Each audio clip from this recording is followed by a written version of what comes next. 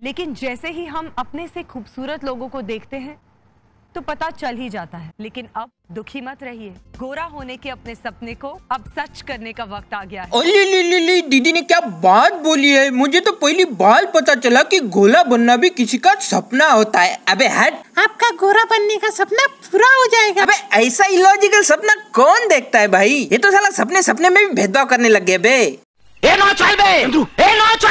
इनके हिसाब से सिर्फ गोरे चिट्टे लड़की डॉक्टर, वकील, इंजीनियर, आईएएस बनने का सपना देखते हैं और मेरे जैसे काले लड़के का क्या सपना होता है, गोरा बनने का। हमें साला इतना गोरा बनना है, इतना गोरा बनना है कि लोग अपने घर पे जेके वाल पुट्टी को छोड़ के हमारे गालों को दीवारों पे घसने लगे।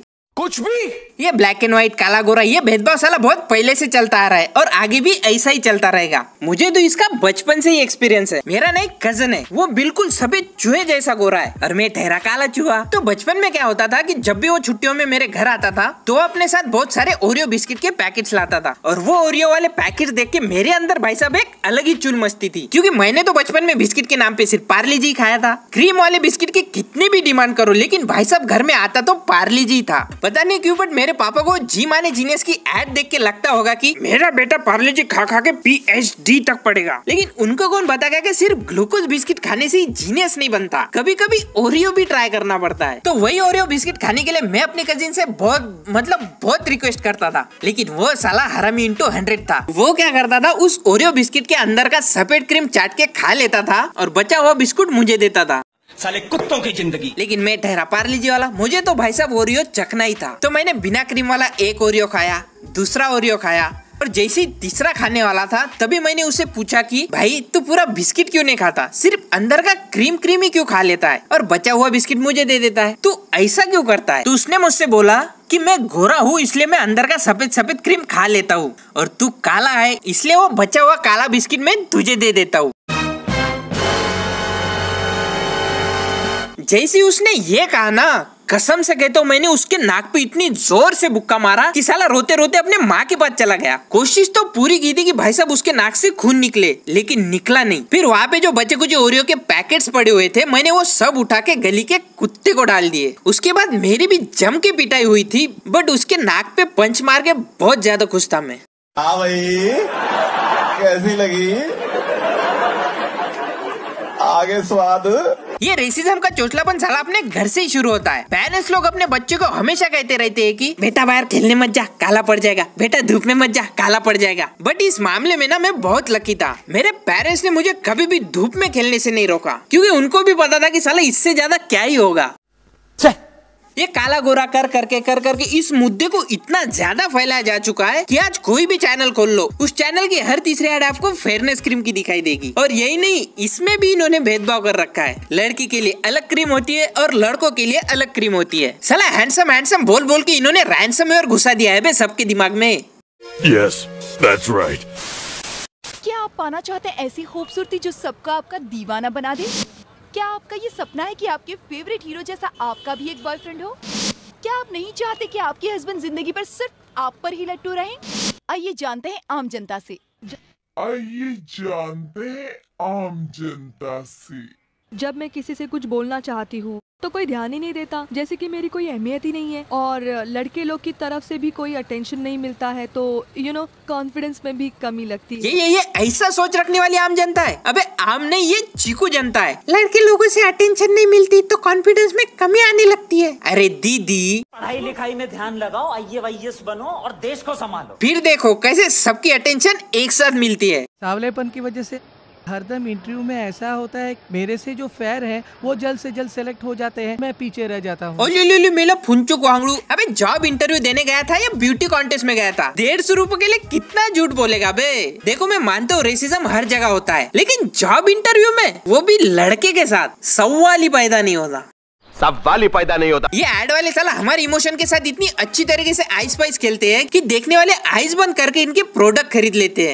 इन झुर्रियों और रिंकल्स को हटाने के लिए मैंने क्या क्या नहीं किया, लेकिन कुछ इफेक्ट नहीं हुआ। लियो साला पोते के साथ खेलने की उम्र में आंटी को झुर्रियाँ मिटाने की पड़ी है। क्या बात है। अरे क्या जरूरत है आंटी इस उम्र में झुर्रियाँ मिटाने की? झुर्रियाँ मिटाने से अच्छा तुम और तुम्हारे बहू के बीच में जो दुर्रिया है ना वो मिटाओ।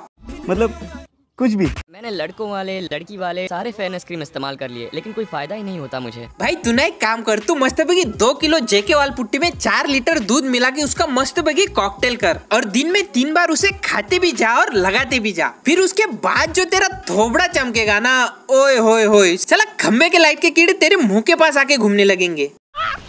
मस्त जोक मारा। ये फेयरनेस क्रीम वाले आपका ब्रेन वॉश करने में इतने माहिर होते हैं कि ये साइंस और आयुर्वेद दोनों का कॉकटेल लेके आपके दिमाग की माँ का भरोसा जीतते हैं। पहले तो ये किसी भी एक 7वीं फेल पीटी पास बंदे को ढूंढेंगे, फिर उसको भाड़े का एप्रॉन पहना के डॉक्टर बनाएंगे और फिर आपको प्रोडक्ट का इंग्रेडिएंट्स बताएंगे। इसमें मौजूद है जायफल, जिसमें होता है जिंक, जो आपकी त्वचा की इलास्टिसिटी को बरकरार रखने में सहायक है। इससे स्किन फर्म होती है। जिंक एक बहुत अच्छा स्ट्रिंजेंट भी है जो एक्ने को हील करता है। ये तो हुआ साइंस वालों के लिए, लेकिन जिनको साइंस पे भी भरोसा नहीं है ना, उनके लिए ये लोग एक स्वामी ओम के पायरेटेड वर्जन को बुलाएंगे और उसके मुंह से आपको प्रोडक्ट का संदर्भ से स्पष्टीकरण देंगे। अब ये आपकी समझदारी होगी कि विदेशी केमिकल युक्त क्रीम्स के मुकाबले अपनी तरह की त्वचा के लिए बने अनमोल ज्ञान आयुर्वेद पर आधारित इस उत्तम मिश्रण फेयर लुक का असली महत्व पहचाने।